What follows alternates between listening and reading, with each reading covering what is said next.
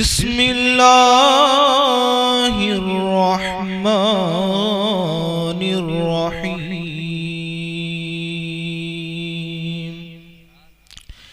انما یخشی اللہ من عبادہ العلماء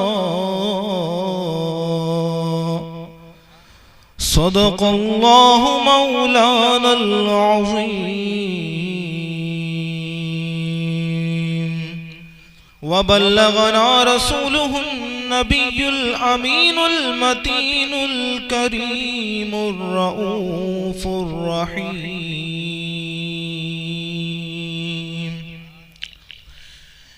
اتنا کافی ہے زندگی کے لیے رکھ لے آقا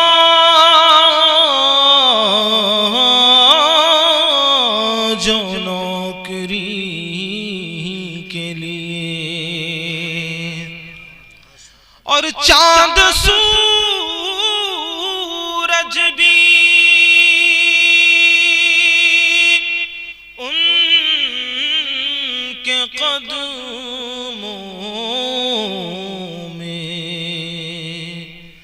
روز آتے ہیں روشنی کے لیے.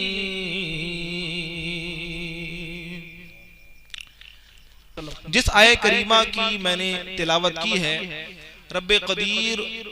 اس آیہ کریمہ میں ارشاد فرماتا ہے انما یخشی اللہ من عبادہ العلماء، بے شک اللہ تبارک و تعالی سے اس کے بندوں میں علم والے ہی ڈرتے ہیں. جی اللہ تعالی کا خوف، اللہ کا تقوی، پرہیزگاری اور خشیت ربانی کی جلوہ گری صرف انہی لوگوں کے دلوں میں ہوتی ہے کہ جن کے دل میں علم کا نور ہوتا ہے. بے شک. اور اگر بندہ علم سے خالی ہو، علم سے لابلد ہو، علم سے کورا ہو، تو اللہ کے تقوی کا نور، اس کی خشیت کی جلوہ گری اس کے دل میں نہیں ہو سکتی. علم دین کی بے شمار علم دین کے فضائل اور برکات ہیں. مشکات شریف کی حدیث پاک ہے، ایک صحابی ارشاد فرماتے ہیں کہ کنت جالسا مع ابی الدرداء.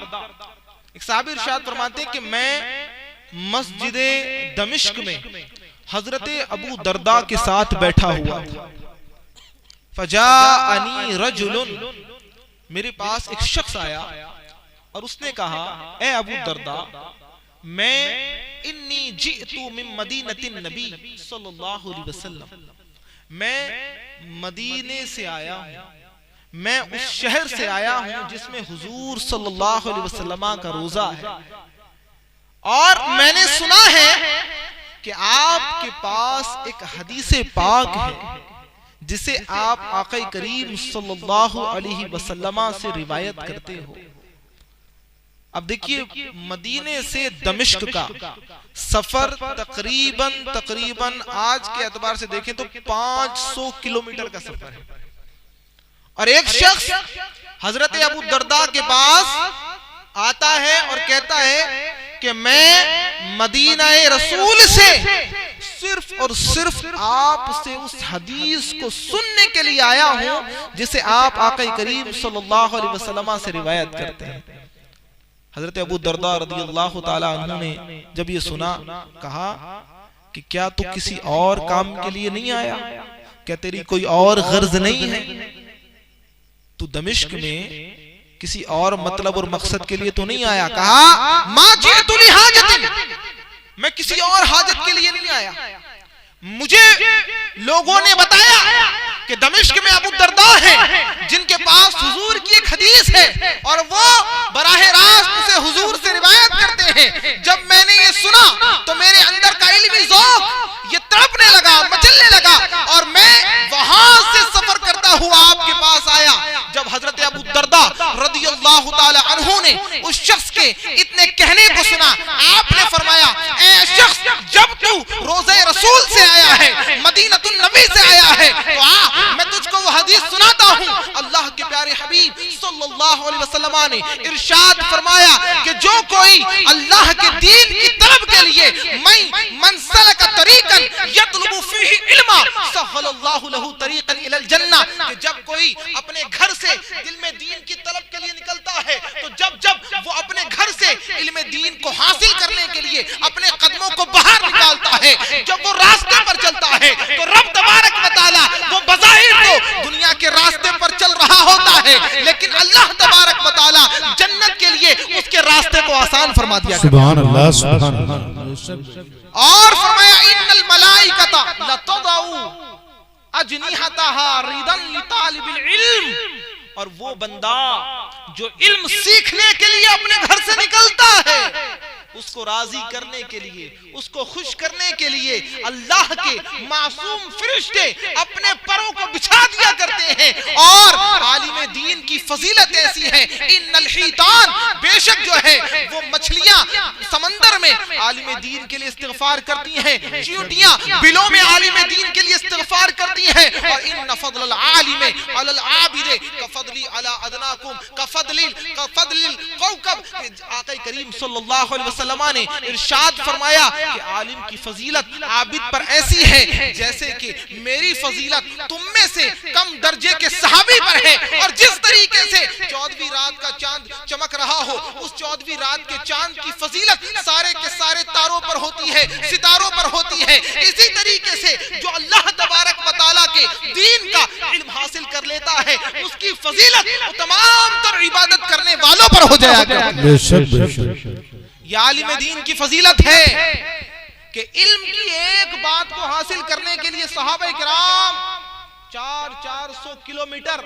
500 کلومیٹر ہزاروں کلومیٹر کے سفر کیا کرتے تھے، اور آج ہمیں اپنے گھر بیٹھے علم کی بات مل رہی ہوتی ہے، حدیث پاک مل رہی ہوتی ہے، مساجد میں خطاب کے ذریعے، وعظ و نصیحت کے ذریعے، جلس و جلوس کے ذریعے آج ہم تک علم کا پیغام پہنچ رہا ہوتا ہے، لیکن ہم لینے کو تیار نہیں ہیں۔ میرے پیارے اور محترم اسلامی بھائیوں، جب بندے کے اندر علم آ جاتا ہے تو علم کا فائدہ یہ ہوتا ہے کہ علماء نے علم کی تعریف لکھی، العلم ما بہ الانکشاف، کہ علم وہ ہوتا ہے کہ جس سے چیزیں منکشف ہو جاتی ہیں، جس سے چیزیں روشن ہو جاتی ہیں، اور بندہ جہالت کی اندھیریوں سے، جہالت کے اندھکار سے علم کی روشنی کے ذریعے جو ہے وہ جنت کی وادیوں میں ٹہلنے لگتا ہے۔ سبحان اللہ سبحان اللہ۔ اور وہ بندہ جو علم سے کورا ہو، جو علم سے بالکل عاری ہو، علم سے تہے دامہ ہو، تو وہ اپنا راستہ جہنم کی طرف بنانے لگتا ہے۔ یہ میرے پیارے محترم اسلامی بھائیو علم کی فضیلت ہے۔ علم تقوی پیدا کرتا ہے، علم خشیت پیدا کرتا ہے، علم سے پرہیزگاری آتی ہے، علم سے دل میں خلوص پیدا ہوتا ہے، علم سے باطنی بیماریاں دور ہوتی ہیں، علم سے ریاکاری دور ہوتی ہے، علم سے غیبت سے بندہ بچتا ہے، علم سے چغلی سے بچتا ہے، علم سے حرام کھانے سے بچتا ہے۔ جب بندے کو علم ہو جائے تو بندہ سود نہیں کھاتا ہے، جب بندے کو علم ہو جائے بندہ زناکاری سے بچتا ہے، لیکن شرط یہ ہے سب سے پہلے علم آنا چاہیے، سب سے پہلے علم اس کے اندر سما جانا چاہیے۔ جب علم آتا ہے تو بندے کے اندر تقوی پیدا ہوتا ہے، اور ایسا تقوی پیدا ہوتا ہے۔ بتائیے اس دنیا میں اللہ تبارک و تعالیٰ کی مخلوق میں سب سے بڑا عالم کون ہے؟ ہمارے آقا کریم صلی اللہ علیہ وسلم کی ذات ہے۔ رب تبارک و تعالیٰ نے ما کانا وما یکون کا علم اللہ کے اپنے پیارے حبیب صلی اللہ علیہ وسلم کو عطا فرمایا ہے۔